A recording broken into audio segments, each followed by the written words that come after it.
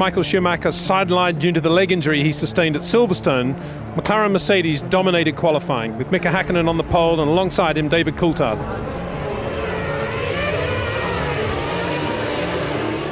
Mika won the start, but David, in the tow, found himself down the inside going into turn 2. He could have braked earlier, but then Mika could have given him more room.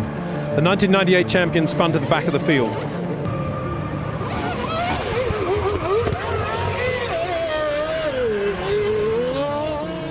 With the position stabilising at the front, the attention focused on the brilliance of Mika Häkkinen.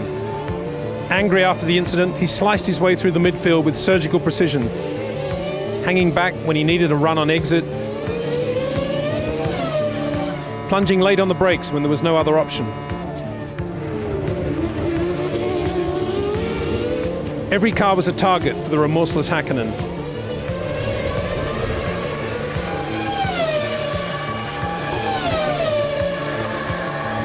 He set fastest lap and then went quicker still. Although all the teams were racing this year on Bridgestone tyres, there were differences in wear rates.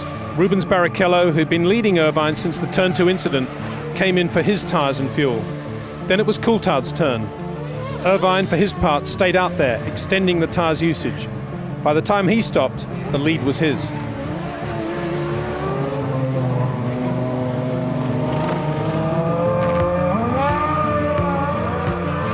Now the race reached its climax. Irvine led Coulthard, but David was catching the Ferrari. Further back and sensing now a podium finish, Mika continued his charge. Jordan's Heinz-Harald Frentzen fought hard, but eventually Mika braked impossibly late into the blind entry of turn 1. Next in Mika's sights was Barrichello. Rubens' great drive came to naught when the engine blew in a cloud of expensive smoke.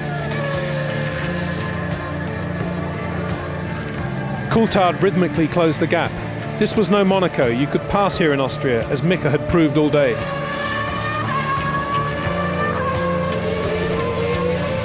And so they came to the final lap. The crowd seized the moment. The McLaren was on the Ferrari's rear wing all round the circuit, looking for a gap. Irvine, excellent in defence, perfectly positioned and paced his Ferrari, obliging Coulthard to come slightly out of the throttle just when the Scot wanted to floor it. Out of the last corner they came, and Irvine had it, pulling his car across to the pit wall and raising his arm in team salute. He'd consolidated his new seniority at Ferrari with a classic win, and the World Championship was for him now a real possibility. Coulthard was second, and Mika Häkkinen a superb third.